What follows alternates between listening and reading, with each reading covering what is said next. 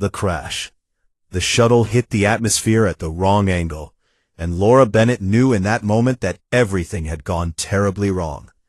She gripped the armrests as the hull screamed around her, metal tearing like paper against the friction of entry, and the faces of her crewmates flashed in her vision as the world spun into chaos. The impact came seconds later, a brutal collision with rock and earth that threw her forward against her restraints, and then everything went dark. When Laura opened her eyes again, she was alone. The wreckage of the shuttle lay scattered across a rocky hillside, smoke rising from the twisted remains of what had once been a state-of-the-art research vessel. And the silence that followed the crash was so complete that it felt like the moon itself was holding its breath. She unbuckled her harness with trembling fingers and fell to the ground, pain shooting through her side like a hot blade, and when she pressed her hand to her ribs, she knew immediately that something was broken. 4 bodies lay among the debris. Lieutenant Kevin Shaw, the pilot who had told jokes during takeoff to ease the tension, was gone. Dr. Marcus Cole, her mentor and friend for 7 years, would never share another cup of coffee with her. Ensign Amy Torres and Specialist Daniel Cruz had been so young, so excited about their first mission beyond the core systems, and now they would never see another sunrise. Laura allowed herself 60 seconds to grieve. She counted each one in her head, let the tears fall, and then she forced herself to stand, because that was what humans did when the universe tried to crush them. They got back up. The moon was designated Kepler 22c in the Galactic Union databases, a small rocky body orbiting a gas giant in a system 300 light-years from Earth. It was also classified as a death zone. Laura remembered the briefing from Union Command, the warnings repeated over and over by officers who had never set foot on this world, but who spoke of it like it was a nightmare given form. The Velthari lived here, 6-legged predators with armored hides and teeth that could tear through combat armor. They had killed every survey team that had ever attempted ground contact, and the Union had eventually decided that some places were simply not worth the cost. But the shuttle had malfunctioned, and the backup systems had failed, and now Laura was stranded on a world that had been abandoned by every species in the known galaxy. She gathered what supplies she could find among the wreckage. A medkit with most of its contents intact, 3 days of emergency rations, a water purifier, a thermal blanket, and a damaged emergency beacon that flickered weakly when she activated it. The beacon might work, and it might not. She had no way of knowing if anyone would receive the signal, or if they would even bother to send a rescue team to a moon where survival was considered impossible. Laura found shelter in a cave system half a kilometer from the crash site. The entrance was narrow enough that nothing larger than herself could easily enter, and the interior was dry and protected from the cold wind that swept across the barren landscape. She built a small fire using fragments of the shuttle's insulation and a spark from her damaged equipment. And as the flames cast dancing shadows on the stone walls, she allowed herself to feel the weight of her situation. She was alone on an alien world with broken ribs and limited supplies, and predators that would kill her the moment they found her. The first night passed without incident. Laura slept in short bursts, waking at every sound, her hand wrapped around a jagged piece of metal that served as her only weapon. When dawn came, she ventured outside to survey her surroundings, and the landscape that greeted her was both beautiful and terrifying. Mountains rose in the distance, their peaks shrouded in mist, and forests of strange trees with silver bark stretched across the valleys below. The sky was a pale purple, lit by the reflected glow of the gas giant that dominated the horizon. And for just a moment, Laura forgot about the danger and simply stared at the alien beauty of it all. She spent the day reinforcing her shelter and rationing her supplies and trying again and again to boost the signal strength of her beacon. Her ribs ached with every movement, and a cough had begun to develop in her chest that worried her more than she wanted to admit. The crash had done something to her lungs, and without proper medical equipment, she had no way to know how serious the damage was. On the second night, she heard movement outside the cave. Laura pressed herself against the back wall and held her breath, waiting for the snarling face of a Velthari to appear in the entrance, waiting for the death that the Union had promised would come. But what emerged from the darkness was not what she expected. A small creature limped into the firelight, no larger than a medium-sized dog, with 6 legs and dark fur streaked with orange and silver eyes that reflected the flames like mirrors. It was a Velthari cub. Laura watched it approach, her heart pounding so loud she was certain the creature could hear it, and she noticed immediately that something was wrong with its front leg. The limb hung at an odd angle, damaged in a fall or a fight, and the cub was dragging itself forward with obvious pain. Every protocol she had ever learned told her to drive it away. Every survival instinct screamed at her to kill it before its pack came looking for it. But Laura was a xenobiologist, and she had spent her entire career studying alien life forms and trying to understand them. And when she looked at the injured cub, she did not see a monster. She saw a child in pain. Against every rule and every warning and every sensible thought in her head, Laura reached slowly into her medkit and pulled out a splinting bandage. The cub watched her with those intelligent silver eyes, its body tense but not aggressive, and when she moved toward it, she moved slowly and carefully with her hands visible and her voice soft. "It is okay," she whispered. "I am not going to hurt you." She did not know if the creature could understand her words, but she hoped it could understand her tone. The cub did not run. It did not attack. It simply watched as this strange two-legged creature approached it, and when Laura gently took its injured leg in her hands, it let out a small whimper, but did not pull away. Laura worked quickly, straightening the bone as best she could and wrapping the leg in the splinting material until it was stable and secure. When she was finished, she sat back and looked at the cub, and the cub looked back at her. "There you go," she said. "That should help." The cub tilted its head, studying her with an expression that almost seemed like curiosity, and then it limped to the other side of the fire and lay down. Laura stared at it for a long time, trying to understand what had just happened.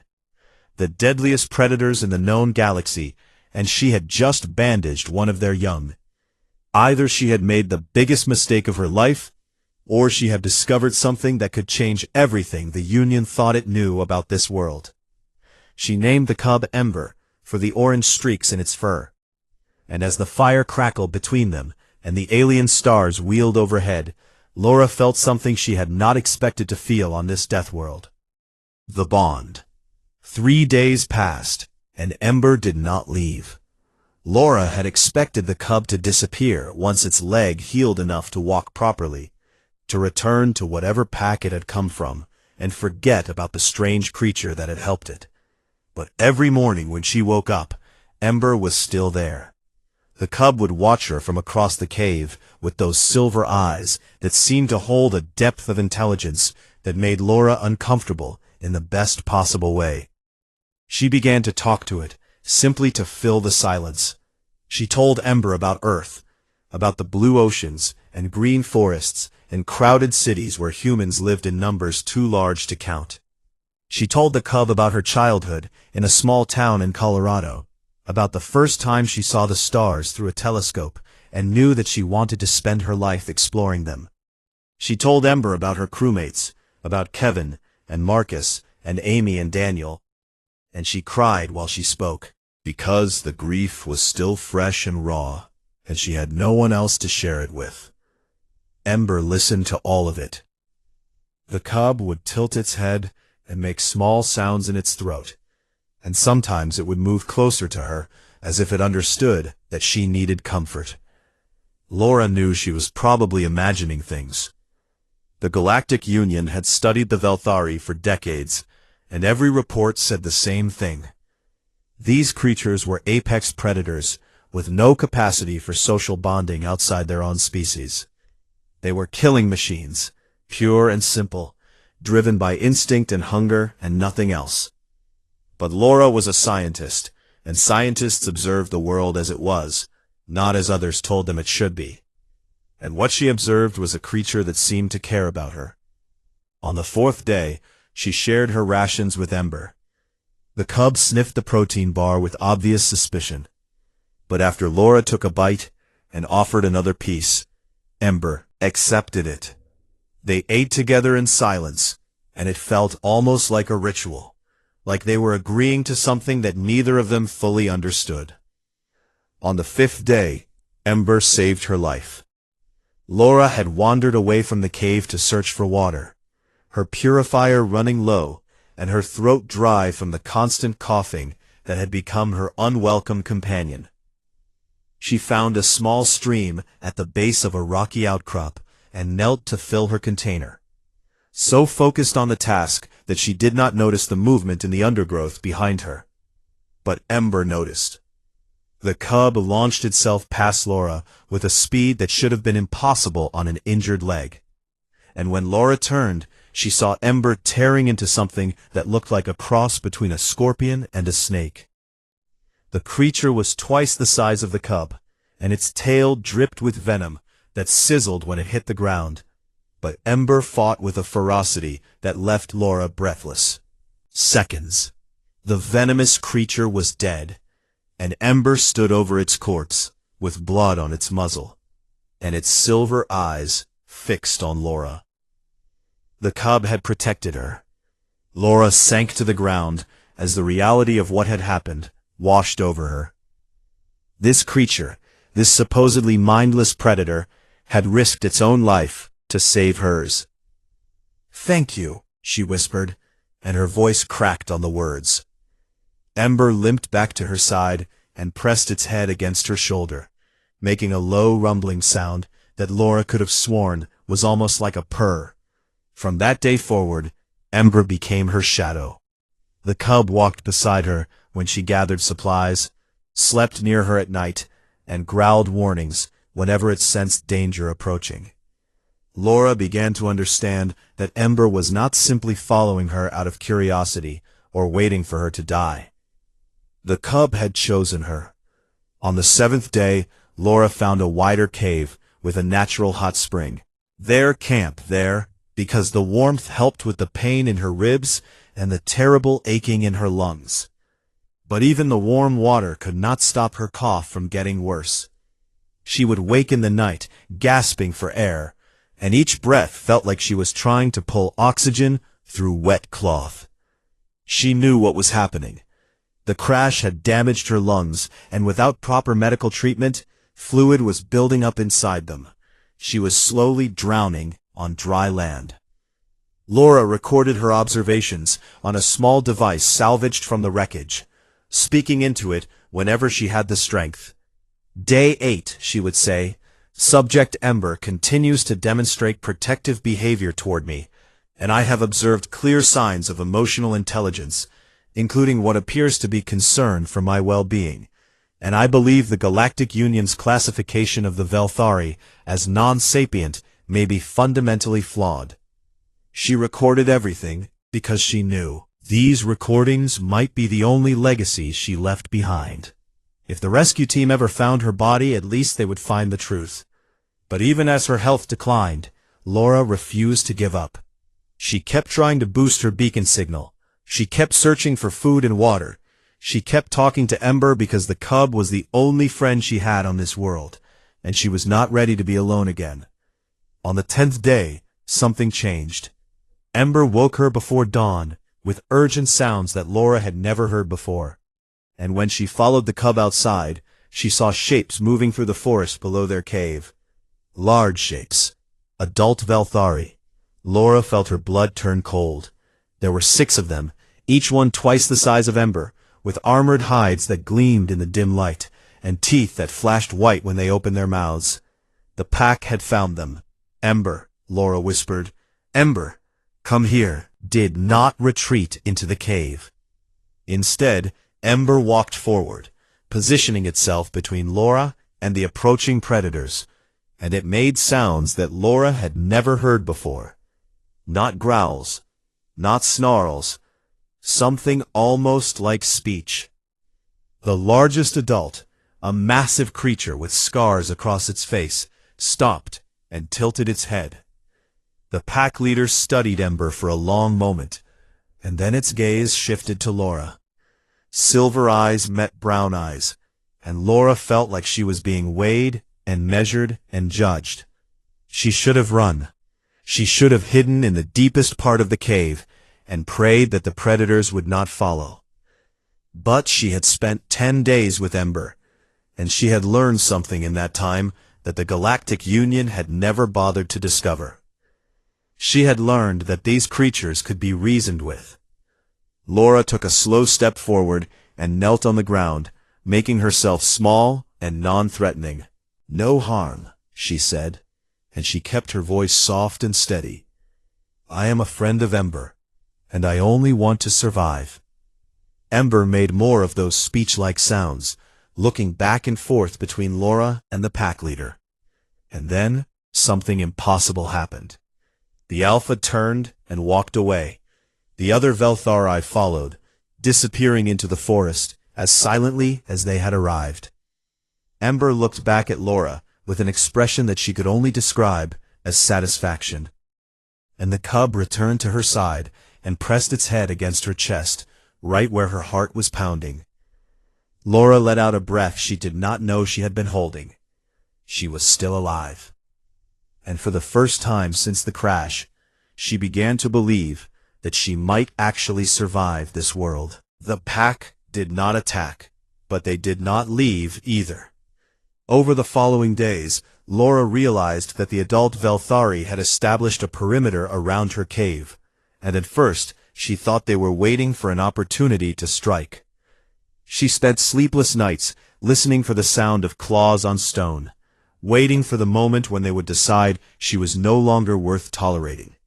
But that moment never came. Instead, the pack simply watched. Laura would see them in the mornings when she went to gather water, their silver eyes tracking her movements from the shadows of the forest. She would hear them at night, soft calls and responses echoing through the darkness like a conversation she could not understand. And gradually, impossibly, she began to feel less like prey and more like something else entirely. On the 12th day, she found fresh meat at the entrance to her cave, a small animal, already killed and cleaned, left on a flat rock, like an offering. Ember sat nearby, with that satisfied expression the cub always wore when it was pleased with itself. Laura stared at the gift for a long time. "Did you do this?" she asked Ember. But even as she spoke, she knew the cub was not large enough to bring down prey of that size. One of the adults had left it. One of the terrifying predators that the Galactic Union had classified as mindless killing machines had brought food to a helpless human. Laura cooked the meat over her fire and shared it with Ember, and tried to make sense of a universe where everything she had been taught was proving to be wrong. On the 14th day, she ventured deeper into the pack's territory. Her water source was running low, and she needed to find the main river that her instruments had detected before the crash.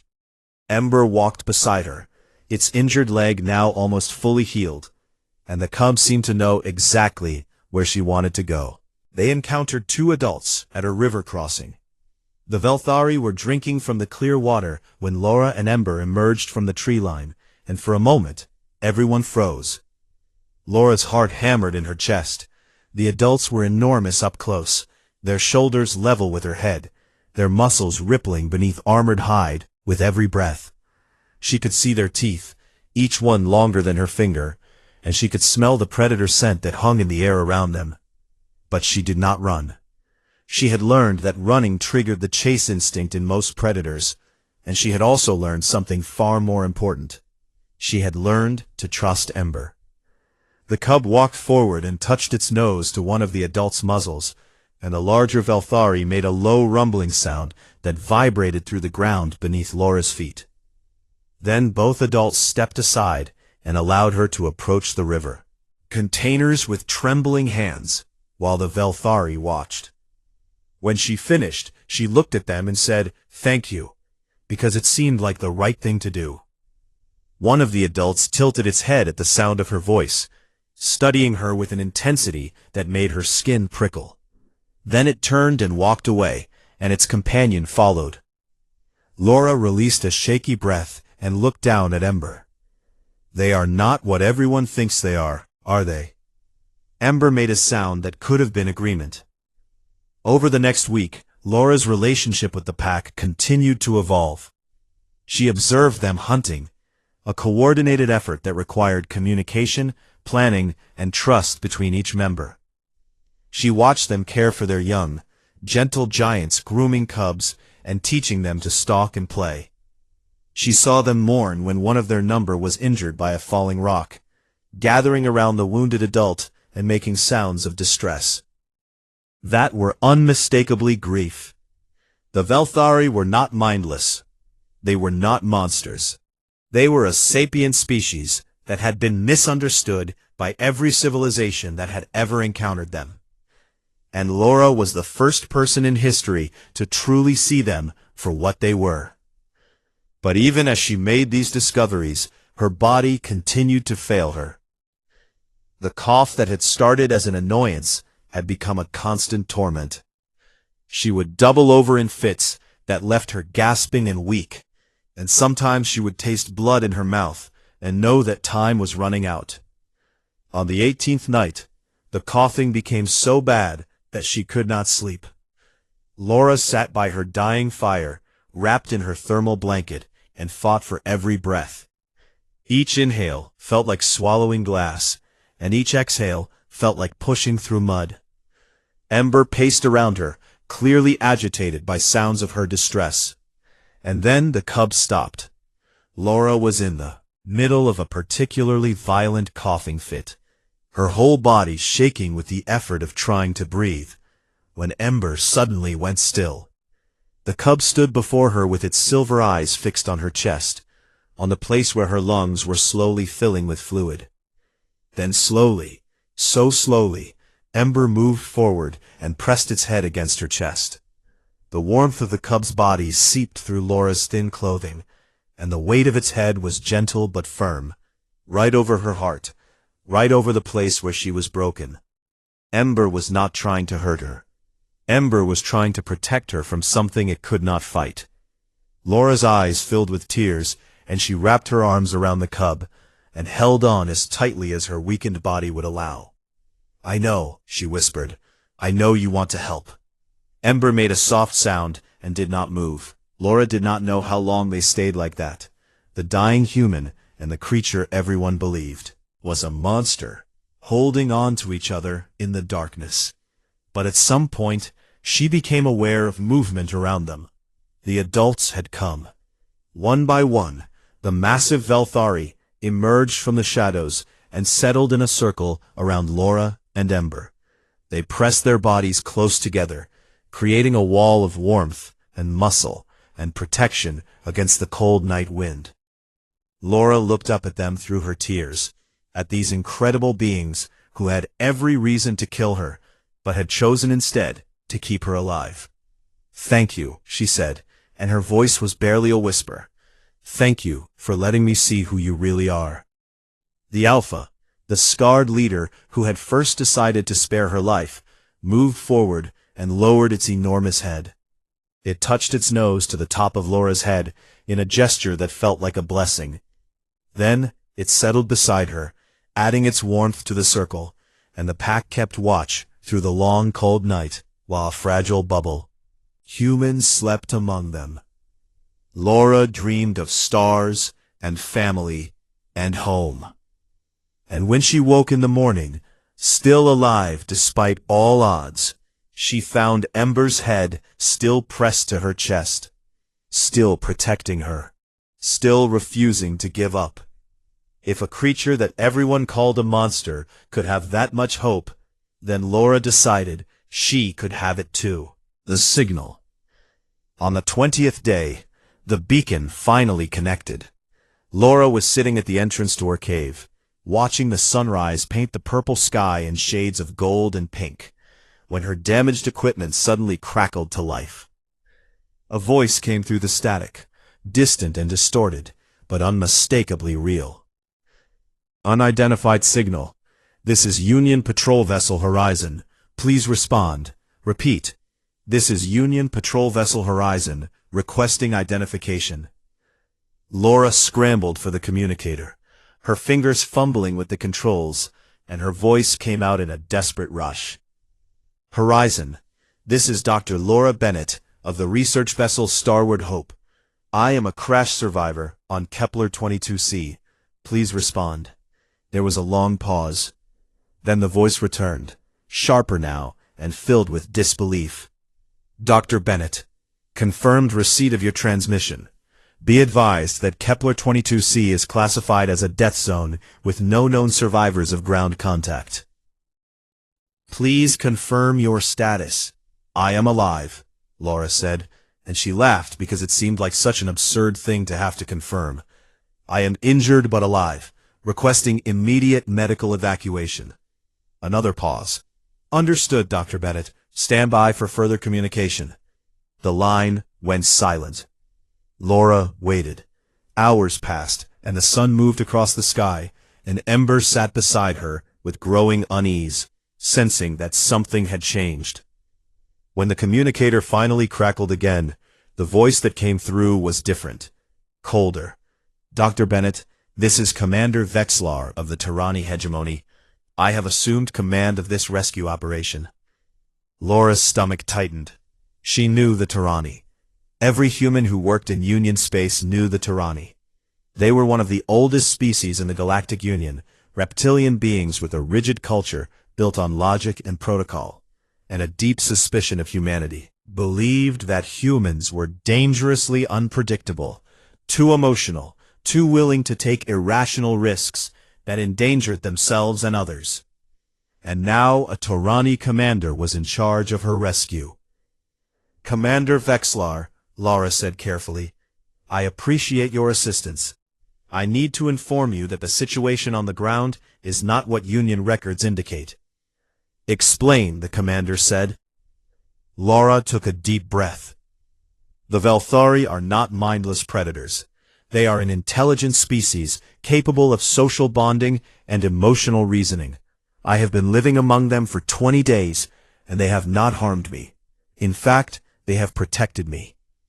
Silence. When Vexlar spoke again, his voice was flat with disapproval. Dr. Bennett, you appear to be suffering from isolation trauma. The Velthari are classified as extreme threats.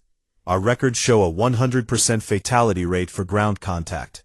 My team will extract you and eliminate any wildlife threats as necessary. No, Laura said, and she heard the panic in her own voice. Commander, you cannot send armed soldiers down here. The Velthari will defend their territory, and you will start a fight that nobody needs to have. The decision is not yours to make, Dr. Bennett. Extraction team is launching now. ETA 40 minutes. Vexlar out. The communicator went dead.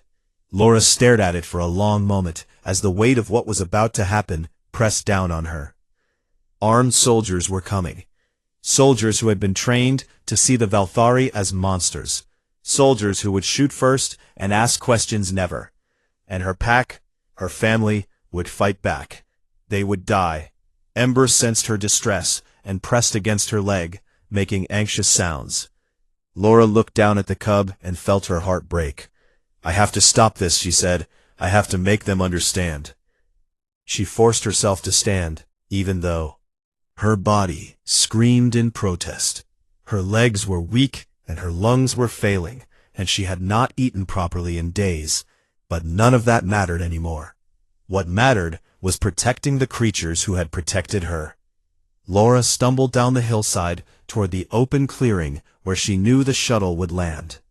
Ember followed, and behind them the adults emerged from the forest, drawn by the commotion and the strange sounds of approaching engines. The extraction shuttle appeared over the tree line, sleek and black and bristling with weapons. It touched down in the center of the clearing with a roar of engines, and before the dust had settled, the rear hatch opened and 6 soldiers poured out. They wore full combat armor and carried plasma rifles, and they moved with the deadly efficiency of trained killers. Their squad leader spotted Laura immediately and raised a hand to stop his team. "Dr. Bennett," he called, "I am Sergeant Ryan Cooper. Are here to extract you. Please move toward the shuttle." Laura did not move. "Sergeant Cooper," she said, and she was surprised by how steady her voice sounded. "I need you and your team to stand down and store your weapons." The sergeant stared at her. "Ma'am, with respect, we have orders to eliminate any wildlife threats in the extraction zone." "There are no threats here," Laura said. "The Velthari will not attack unless you threaten them first. Please, just put away your weapons and let me show you." Cooper shook his head. "I have my orders, Dr. Bennett. Now please, step away from the tree line so we can secure the area." Behind Laura, the pack was gathering. She could hear them moving through the forest, drawn by the noise and the strange metal creature that had invaded their territory. In moments, they would emerge into the clearing, and then the shooting would start. Laura made a decision in that moment that would be debated in Union councils for decades to come. She walked forward, past the soldiers, and sat down on the ground in the middle of the clearing, completely vulnerable, completely exposed. "Ma'am, what are you doing?" Cooper demanded. "I am showing you that I trust them," Laura said, "and I am asking you to trust me." Ember was the first to emerge from the tree line. The soldiers raised their weapons immediately, fingers tightening on triggers. "Hold your fire," Laura shouted, and there was command in her voice now, the authority of a woman who had survived the impossible. "Hold your fire." Ember walked across the clearing with its head held high, ignoring the armed soldiers, ignoring the weapons pointed at its heart. The cub walked straight to Laura and pressed against her side. Then the adults appeared. One by one, the massive Velthari emerged from the forest. 6 armored predators, each one capable of tearing through combat armor like paper, each one with teeth that could crush bone and claws that could rend steel.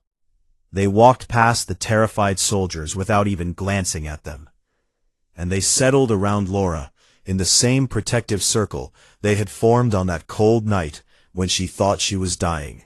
The sergeant was breathing hard, his rifle still raised, his finger trembling on the trigger. "Dr. Bennett," he said, and his voice cracked. "What is happening?" Laura looked up at him, surrounded by creatures that should have killed her, and she smiled.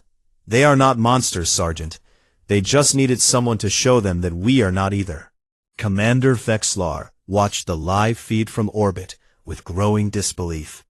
His scales had gone pale, a tyranny sign of extreme stress, and his clawed hands gripped the armrests of his command chair so tightly that the metal creaked.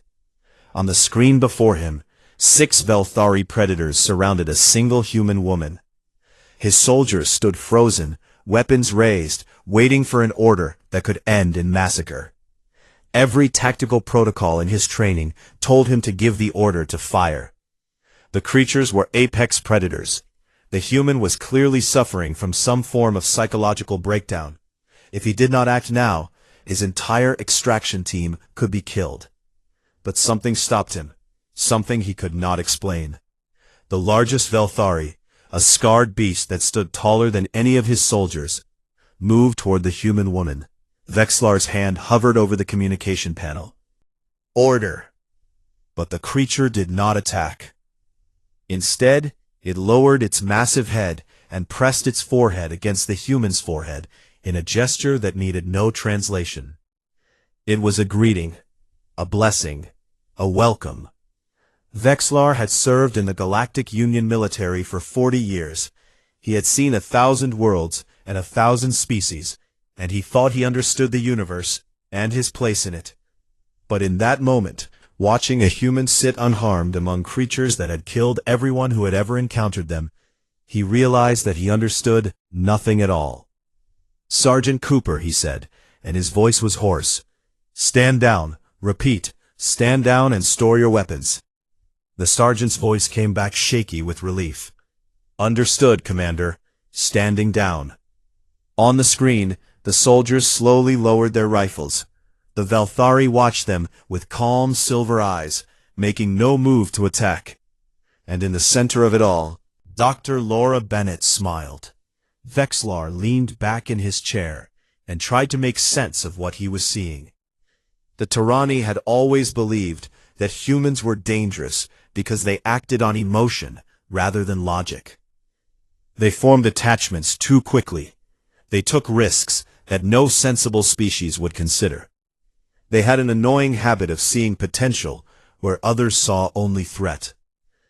But perhaps, Vexlar thought, perhaps that was not a weakness. Perhaps it was a strength that his people had never understood. The extraction proceeded without violence. Laura insisted on saying goodbye to the pack before she boarded the shuttle, and Vexlar watched in amazement as she embraced each of the massive predators in turn.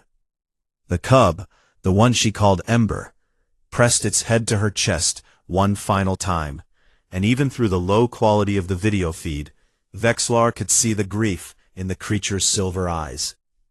Leaving was hard, gave out as she climbed the shuttle ramp, and Sergeant Cooper had to catch her before she fell. She was running on nothing but willpower and determination, her body broken and failing, kept alive only by sheer stubborn refusal to die. But she had done what she set out to do. She had changed everything. Laura woke up 3 days later in the medical bay of the Horizon. Her chest was wrapped in bandages, and tubes ran from her arms to machines that beeped and hummed with comforting regularity. The surgery had been difficult, according to the doctor who briefed her. Her lungs had been severely damaged, and she had been hours away from death when they extracted her. But she was alive. She was going to survive. Commander Vexlar visited her that evening.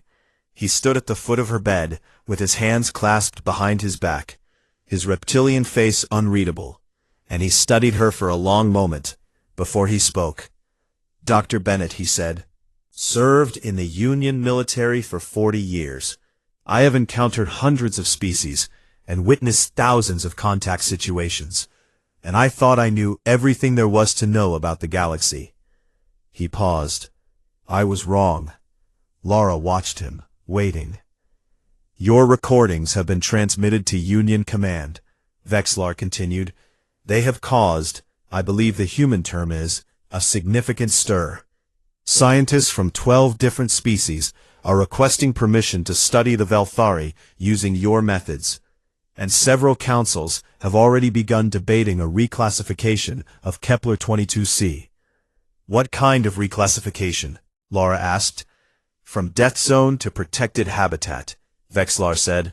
"Military expeditions will be banned.